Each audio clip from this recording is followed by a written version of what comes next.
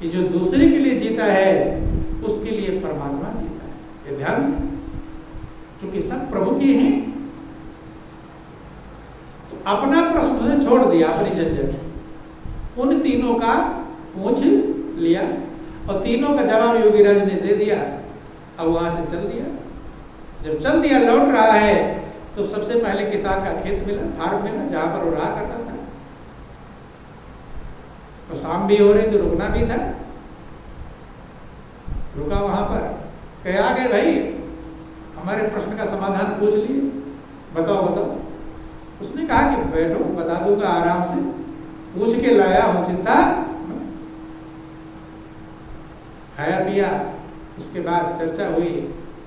तो बताइए योगीराज ने क्या कहा? बताया उसने कि वो महापुरुष ने कहा है कि जो तुम्हारा खेत जिसमें कुछ पैदावार नहीं होती, उसकी मिट्टी खोद के फेंको। क्या फेंको? मिट्टी खोद करके फेंको। तो और उसमें कुछ कीमती चीजें हैं, ऐसा कुछ इशारा कर दिया। कीमती चीज का नाम सुना तो किसान रात में ही 10-5 लोगों को बुलाकर खोदने लगा। अभी आपके घर में पता चल जाए खजाना गड़ा हुआ है तो रात दिन देखोगे, सुना और खोदना चालू। खोदते खोदते तो वहां सोने चांदी असरफी के 2-3-4 घड़े मिले। किसमें? उसी खेत में। खेत में मिला, गदगद हो गया किसान, खुशी का ठिकाना नहीं। पैदावार उसके सामने क्या है, सबसे बड़ी पैदावार हो गई, हीरे मोती असरफी के घड़े मिले। अब वो गौर कर रहा है कि भाई ये मिला मुझे क्यों? अगर ये लड़का आया ना होता और ना योगीराज से प्रश्न पूछ कर आता तो ये तो ऐसे ही बेकार था मेरा खेत।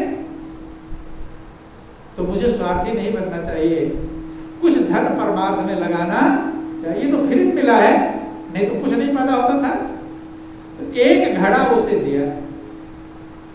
किसको? उस लड़के को एक घड़ा दिया कि भाई एक घड़े की जो सोने असरफी हैं, ये मोहरे हैं, ये तुम ले जाओ। तुम्हारे कारण हमें 3-4 घड़े ऐसे मिल गए, पूरा नाती पोते कई पीढ़ियां खाते रहेंगे। अब खेती भी ना करे कोई दिक्कत नहीं। वो घड़ा लेकर चल देता है। रास्ते में जो मंदिर था, महात्मा जी थे। महात्मा जी भी इंतजार कर रहे थे, बैठा उनके पास जो भी हो। उन्होंने पूछा युवराज से, क्या पूछा? जवाब दिया, बताया कुछ उन्होंने कि हाँ बता दिया, चिंता मत करो। बोलो वृंदावन बिहारी लाल की। आदमी को जल्दी रहती है, उन्होंने कहा बता दिया। कहे क्या बताया? तो उन्होंने कहा कि तुम्हारे पास तुम्हारा मन क्यों नहीं लग रहा भजन में, मन की स्थिरता क्यों नहीं हो रही है? कि तुम्हारे पास जो 1,00,000-1,25,000 का हीरा है, क्या है? हीरा, ये मत रखो अपने पास। रखे रहते हो कहीं, बैठते हो भजन में, मन में ही चिंता रहती कहीं में कोई हीरा मेरा चुराने नहीं समझते, झंझट रहती है। ये भी डर रहता है हीरे के चक्कर में कोई मार ना दे, नहीं समझते। तो वही तुम्हारे मन बार बार उधर जाता है और अहंकार भी रहता है कि मेरे पास इतना कीमती हीरा है। तो अहंकार भी भजन नहीं करेगा, अकड़ में रहता है। तो ये विकार पैदा कर रहा है, इसे तुम अपने पास मत रखो, दे दो किसी को। ये योगीराज ने बोला है। तो उन्होंने कहा, महात्मा जी ने कहा कि तो बहुत अच्छी बात है, अगर इसके त्यागने से हीरा किस काम में आ रहा है? खाली एक अहंकार है, खुशी है कि मेरे पास हीरा है, न वो खाने काम में आता है, न पहनने किसी काम में नहीं आ रहा। तो उन्होंने कहा कि मुझे हीरा देना ही है, और इतना बड़ा ज्ञान, इतना बड़ा मेरे कल्याण की बात तुम पूछ कर आए हो, तो तुम ही ले जाओ हीरा। कौन ले जाए हीरा?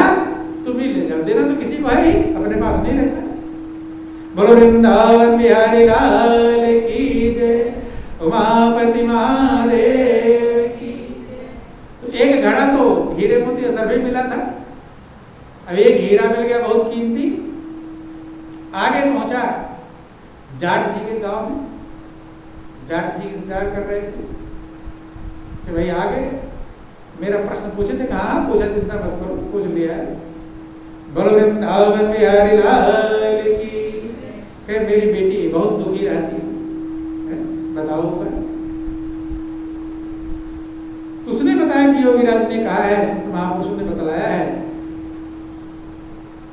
कि वो बोलेगी कब, जब वो अपने भावी पति को देख लेगी। मतलब उसका जो पति से शादी होने की का है, उसको देखने पर ही बोलने लगेगी। उसने कहा अच्छा, जानने का चलो बोलने लगे, इससे बढ़कर क्या है, ढूंढूंगा जो वास्तव में इससे शादी होनी होगी, उसको देख करके बोलना चालू कर देगी। संजोग की बात थी, उसी समय वो लड़की ननिहाल से आई घर पर, और जो घर पर आई और उस लड़के पर उसकी नजर पड़ी तो बोलना चालू कर दिया। बोलने लगी, पिताजी ये करो, तो जैसे बोलना चालू किया तो जाट की खुशी का ठिकाना नहीं रहा, आनंद मग्न हो गया। इतना खुशी आया कि आज मेरा जीवन धन्य है। भाई जो जीवन भर बोला ना हो, अब बोलना चालू कर दे, इससे बढ़कर क्या है। अब बोली कैसे, किसको देख करके, उस लड़के को दृष्टि पड़ने के कारण, अर्थात वही उसका भावी पति है, उसी से उसका विवाह होगा। जाट ने कहा देर करने की जरूरत, इतना बड़ा मेरा खुशी मिला हुआ है, अब इसी समय शादी विवाह सब होना चाहिए। शादी विवाह कर दिया और साथ में जो देना था वो भी लाद करके, और जाट ने अपना बैलगाड़ी पर पहुंचा दिया। अब जब वहां गया घर, बैलगाड़ी खड़गाड़ी सब तो बाहर खड़ी है, गया माँ के पास कि माँ मैं आ गया। बूढ़ी थी बेचारी, दुखी थी, परेशान थी। माँ ने कहा बेटा पूछ लिया अपनी परेशानी, कि माँ मैं अपनी परेशानी नहीं पूछ पाया, सारी बात बताया। 3 लोग और मिल गए, 3 लोगों के प्रश्न थे, तो उनका ना पूछता अपना कैसे पूछता, पहले दूसरे का भला। महापुरुष कहते हैं जो पहले दूसरे का भला तो अपना भला खुद ही हो जाए। तो माँ थोड़ी बेचैन हो गई कि इतना दूर गया, मेहनत किया, लेकिन प्रश्न ही नहीं पूछ पाया। कहता है कि माँ प्रश्न बिना पूछे ही सब हल हो गया। क्या हो गया, सब हल। बाहर आकर देखो, बाहर देखती है कि बैलगाड़ी में, पहले बैलगाड़ी की व्यवस्था थी, बैलगाड़ी में दुल्हन बैठ कर जाया करती थी, हैं? तो बैलगाड़ी में देखी कि सजा धजा है बैलगाड़ी। सारी कहानी बताया माँ से कि माँ ये असरफियों का घड़ा है, ऐसे मिला, ये बहुत 1.25 लाख का बहुत कीमती हीरा है, और ये तुम्हारी सेवा के लिए बहू भी आ गई।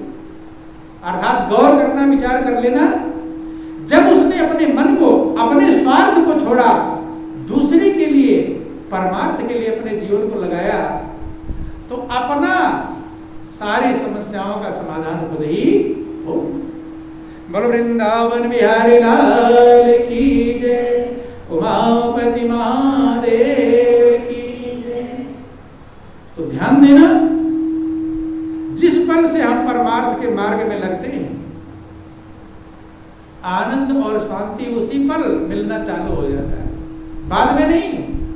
वहीं से आपके अंदर विचार आया, स्वार्थ वाला विचार आएगा तो बेचैन होंगे, और परमार्थ का विचार आएगा तो जीवन आनंद का भंडार बन जाएगा। यही कारण है कि जिन्होंने परमार्थ में अपने मन को लगाया, परहित में अपने मन को लगाया, आज उनके गीत गाए जाते हैं। क्या गाए जाते हैं? गीत गाए जाते हैं। रामायण में लिखा गया, शिव दधीच हरिचंद नरेशा सहे धर्म हेतु बोल। दधीच ने अपनी हड्डियां दे दिया परमार्थ के लिए, राजा शिव मांस काट काट कर दे दिया, हरिश्चंद्र कहां जाकर बिक गए। तो गौर कर लेना, ये जीवन एक खेल खिलौना है, चाहे इसको आनंद का भंडार बना दो और चाहे इसको दुख का भंडार बना। तो आपके ऊपर निर्भर करता है कि आप इस जीवन को, बहुत कुछ आप कर सकते हैं, सब कुछ आपके पास है, कहीं कोई ढूंढने की जरूरत नहीं। प्रभु ने और लायक भले नहीं बनाया है, लेकिन आनंद मग्न होने के लिए, शांति प्राप्त करने के लिए सबको बनाया है। इसकी व्यवस्था कभी किसी के पास नहीं है।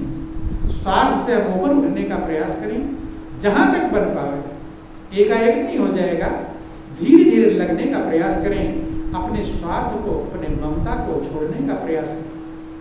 जैसे जैसे ये कम करेंगे, जैसे जैसे हम परमार्थ में लगने का प्रयास करेंगे, परोपकार का विचार आएगा, परोपकार में लगने का प्रयास करेंगे।